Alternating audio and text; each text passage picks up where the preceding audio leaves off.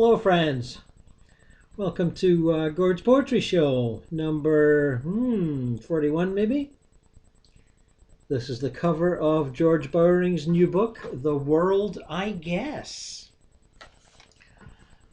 And continuing on in his grand tradition of, not really taking himself that seriously. George covers a number of bases on this book. In this book, by this running brook.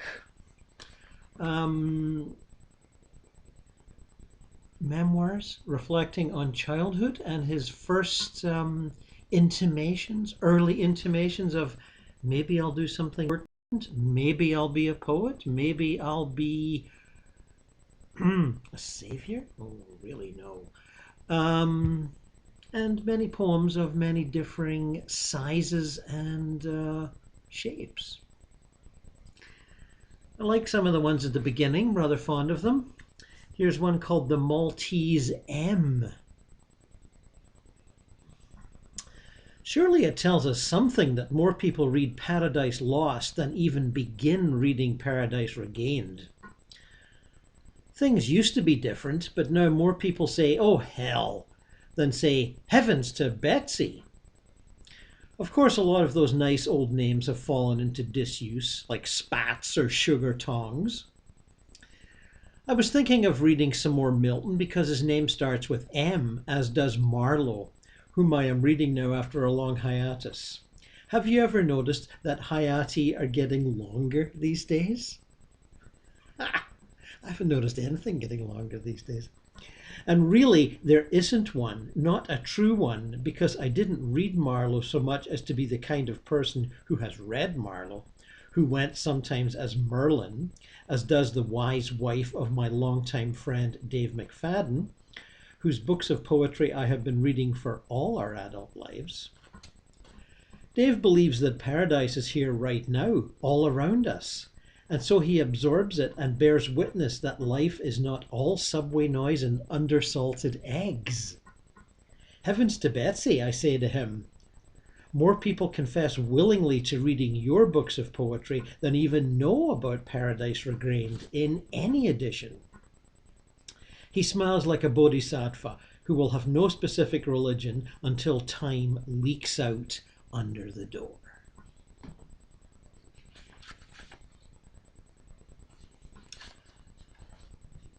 He's the guy. He's the guy they always want to be their keynote poet. You know, who'll we get to headline this festival? Has a flop of brown-grey hair like W.H. Auden without the wrinkles. Know what I mean? Always beats you out just when you feel the prize is yours. People who read a little poetry love him. He tells them about nature and human nature. Our shared views of hayricks as opposed to the Wednesday pasta special. Always shows up in floppy corduroys and a big old hat.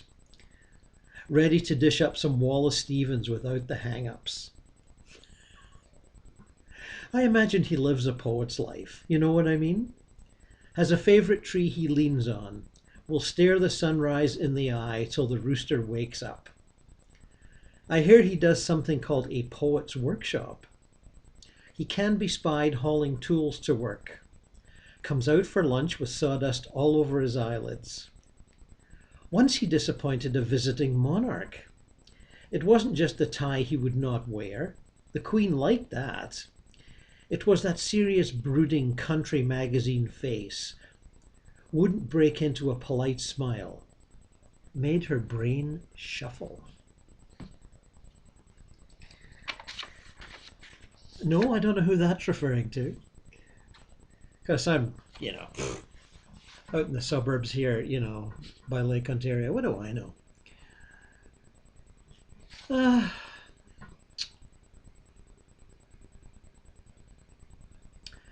Curiosity. The neonate look up at me with eyes I have known forever. Then clouds, white on top, grey underneath, slid behind those eyes, the way a dog methodically licks vanilla ice cream out of a paper cup. I step all over images people have left behind in their hurry to get to the delicatessen, where a famous admiral is sitting down to a heavy sandwich. His eyes have seen dark clouds in a medicine chest, dancing men on a moist deck. He eats with decorum, his devotees at the window, hands beside their eyes, hungry and mid-size in their spring outfits. The baby knew I was there. I know this for a certainty. Its placid demeanour no match for my anxiety, the quality that has got me through 1,000 confrontations. If you have any desire to know my secret heart, read on. I hear it coming. We can divine the cosmic weather's intentions by its ability to imitate the peace beyond curiosity.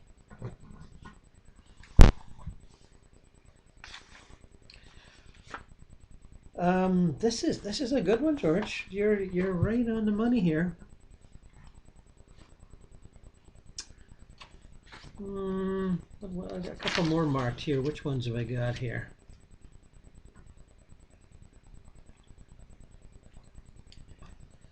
Big Glimmer. The ocean is always evaporating, he says, as if he were Friedrich Nietzsche. Humankind is no better. I've reached a great age and no longer care what cars look like. Who's on the radio? Only the light reflecting from your skin, only the freshness of the bread, only some third thing to make the rhetoric familiar. The ocean, he says, offers so little, a thin surface you will break at your risk, a history made up largely of defeat or disappointment, as in soccer. Dogs get wet and clamber into cars. Real fish and chips have pretty well disappeared, save perhaps in New Zealand. Yet the only awesome sight I have seen was the immense curve of the Pacific at midnight, lit by a moon a little higher than this Boeing 707 newly entered the southern hemisphere. My father was not in the window seat, though he should have been, this wiry man who used to wade into Lake Okanagan with a big white bar of soap.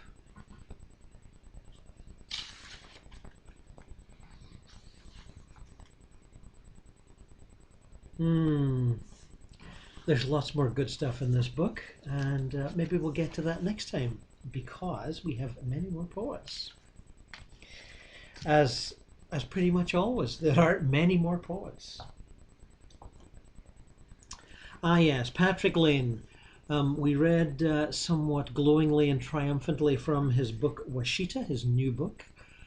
And I said we would read some more, and being no liar or fabricator, here we go.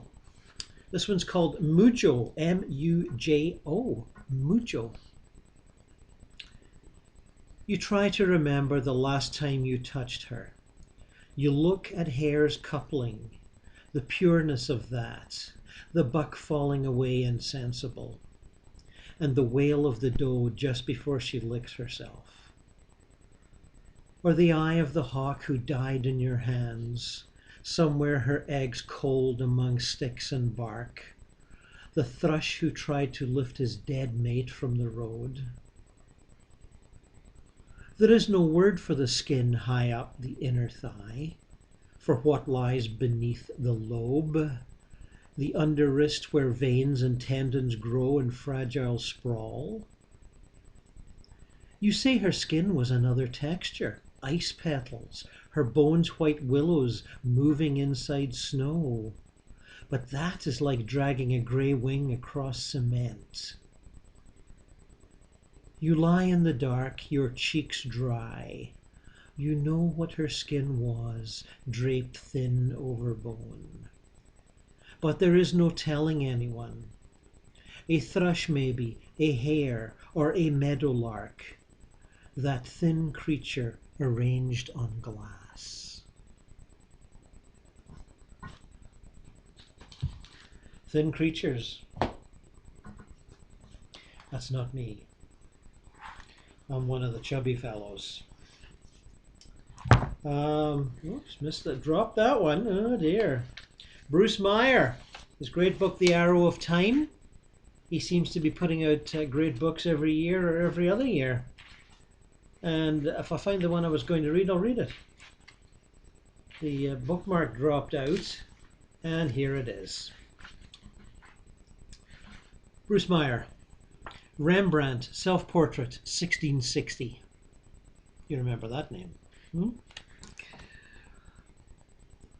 We cannot always be what we wish to be, cannot endure the weight of grace, or possess forever the dreams we choose.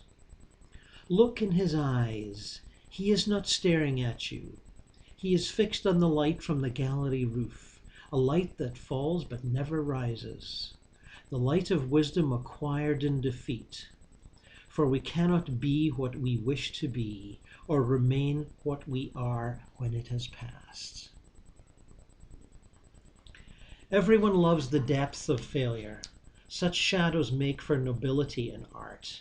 Grey vapours over his right shoulder, the pedal of limits and the turn of the mouth, not in sadness but in sad awareness that holding the world is to not hold on, that to grow always means one must grow old, and what is noble in age will grow more noble. For to wish to be what one cannot be is the one loving gesture permitted in art, what crowds line up for on a summer's day and travellers come to witness and test. The black hat tilted toward the left is the shadow he knew all souls must wear, and his eyes, perplexed at what he knows to be true, suggest your shadow will turn away, the way the world turned away and the love grew distant until the canvas of his life went blank and there was nothing else for him to portray. To run out of characters in the theatre of the self is the realization that the light is gone and the paint will not speak when the sun returns. But we are fortunate and the light still follows us as we stare at those eyes that have long stared back. For we are what we are and little else more, and to know that is wisdom, though of little respite.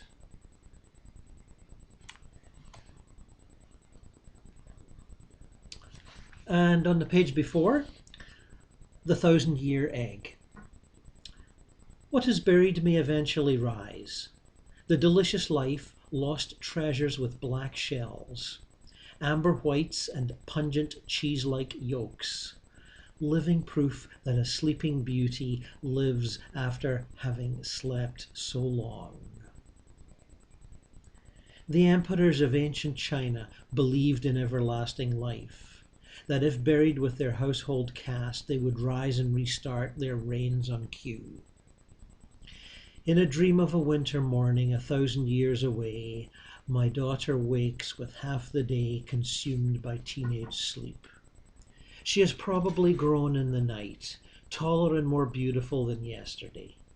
And with her disheveled hair, red and radiant in the midday sun, she passes before our kitchen window, translucent as amber when the light shines through.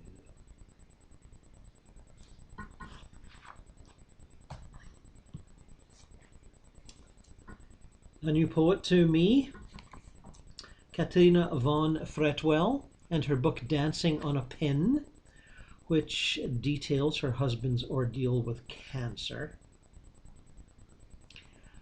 And of course isn't the happiest of books, but it does contain some fine poetry and some reproductions of, how shall I say, paintings, oil on canvas. Always a treat to have art mixed in with the poetry. And I thank the Inanna publishers for extending themselves in that way.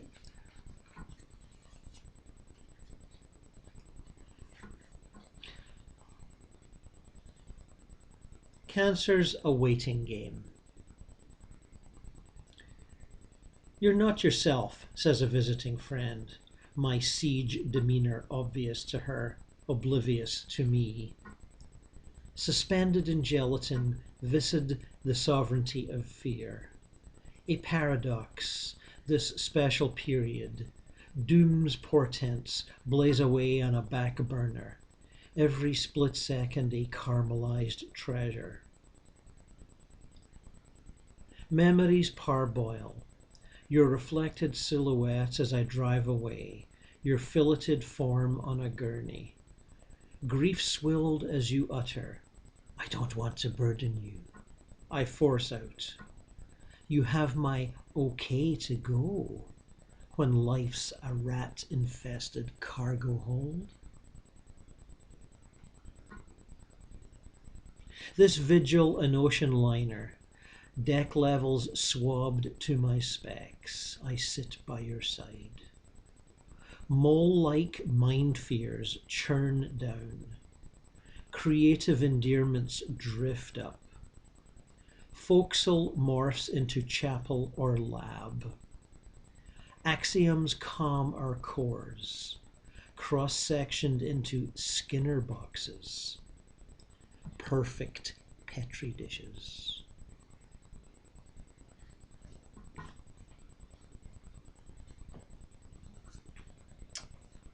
Colette Bryce, Irish poet who seems to have established herself with her previous book in Britain and Ireland called Self-Portrait in the Dark, about growing up in Derry during the Troubles.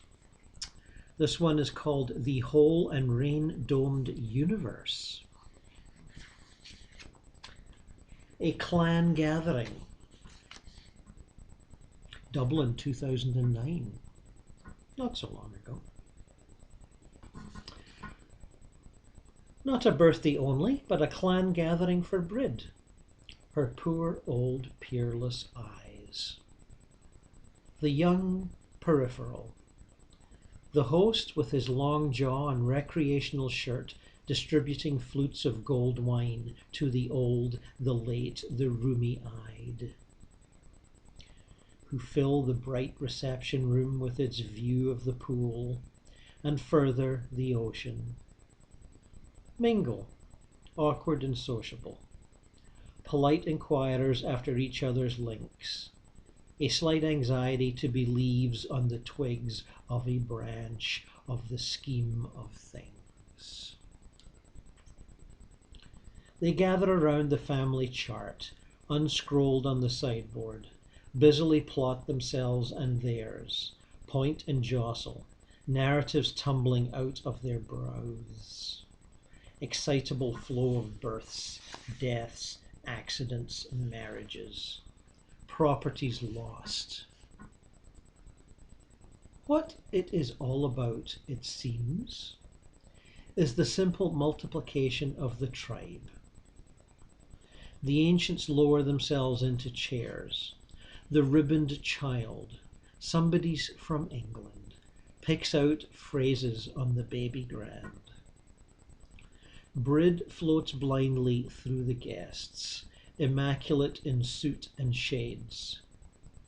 She folds the hand of each in hers, intent, intensely feeling her way, heels clacking on the oak floor. The hosts are oddly embarrassed by their wealth, all modesty and disconnect. In sepia, the family heroes. Uncle Joe, third from the left at the first dial. His handsome face, pure intellect. A hand on an arm, smiles, guffaws, a palpable text now almost visible in the air. A set text, thick as a swarm around the head-to-heads, and have you met yet? I don't mention my lover, how we have to invent for ourselves a blank, unscripted future, her guaranteed absence from the diagram, the great genetic military campaign, and no one asks, sensing a difference. Outdoors they spill onto several levels, settle in groups and lean on rails, as if on the various decks of a ship. United they stand against death and difference, My mother, who drew 9 babies from her body, as though from out of a conjurer's cloak. The low-key waiters, musicians, caterers, toddlers chasing each other through the legs. The north-south divide, the Celtic tiger, unmet cousins, country farmers. Time for a speech from the birthday girl. A believer, she says, in genes, genetic inheritance. The sea's incredible equilibrium. Imagine a tilt and the consequence. The cypresses. The 4x4s in the drive.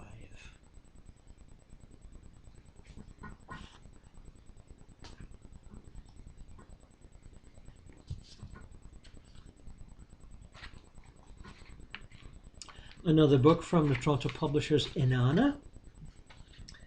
And again, another new poet to me, Adebe DeRango-Adem. Hope I got that right. The book is Terra Incognita. And here's a poem from page 4 called My Past Lives. Ha-ha. I was a rich sailor in my first life and a tragic negress in the second. Removed from sea or source in my third life, I decided to become a gangster.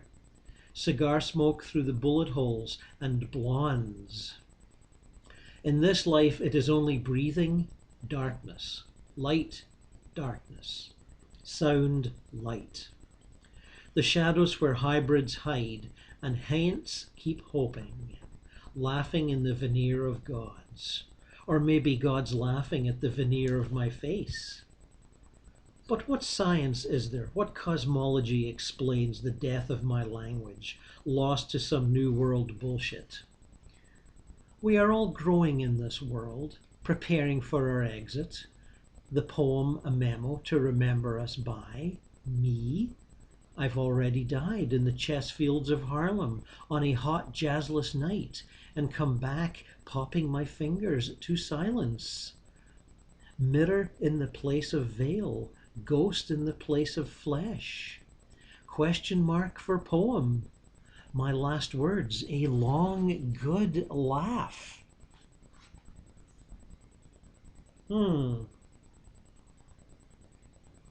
Obviously, many more poems in this book, some of which seem to be reflecting on the slave trade, slave cemeteries, African villages, Canadian locales of snow job erasers and raisings. Here's a poetry that unveils unspeakable histories and unspoken hardships, says George Eliot Clark, our current poet laureate. And owner of a great chuckle, which I've heard on CBC Radio several times in the last couple of weeks. Don Coles, we read from his latest book, A Serious Call, in the last poetry show, and I promised some more, and being, something of a promiser. Here we go again. Moonlight. In a lit crit piece of this morning's date, I find mention of a, quote, garrulous old cuckold with astrological pretensions, which causes me to grin on and off until noon, picturing a kind of becloaked Caspar David Friedrich walk-on, gibbering under the moon to a nodding off fellow cloakee, while on a remote hilltop his tiny wife lies with her white legs in the air, either side of his happy teenage apprentice. The moon pours itself over everything, as it does so often with CDF, although what's lit up is not always grin-worthy. For instance, just seconds ago I glimpsed somebody, I'm guessing Agamemnon, tossing fitfully in his tent below the famous walls. And now, what a rush! It's a young Canadian lieutenant during a long and especially, as he remembered, quiet night in October 1917, studying the latest reconfigurations of barbed wire from his lookout post in a trench, quote, just south of Arras. I have so often wished I had asked him much more about all that, and right now there's a blurred couple of seconds which could be my chance. But in the moonlight and in remembered quiet, I let it go. Ah, yes, Untitled, a free translation of Goethe's best known untitled poem. Over all the hills is silence. The forest fills with it. In the immense quiet, only a few resting birds flutter briefly. Only wait. Soon you will rest too. PK Page, we honored her in the last show. I think I found a couple of more interesting. Interesting, come on. Great. Suddenly, a cock pheasant broke cover, rose from the chrysanthemums as I bent to pick the shaggy, wet-petaled flowers for a bowl in my darkening house. Rose straight up from my feet with such a whir and roar of his beautiful engines that the flowers fell from my hand and the scissors open-mouthed froze. The essential PK Page, now being even more essential in heaven, I should suspect. God bless you, and God bless us all, lovers of poetry, who like to linger in the line. And what is this? This is some kind of declaration here I wrote this morning. Gord's Poetry Show. That's the one that does not bend the knee before little magazines, or doff the cap for grants, or tilt the pride for testy professors trundling out Milton for the millionth time, or traverse the current trendy for some hearty backslap, but is happy to inhabit the endless tide of lines, linking the stanzas to the lipless love of the muses. And so on.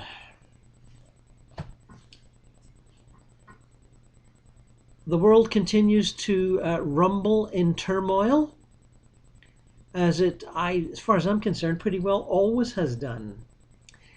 And poetry continues to either record, imitate, or ignore it.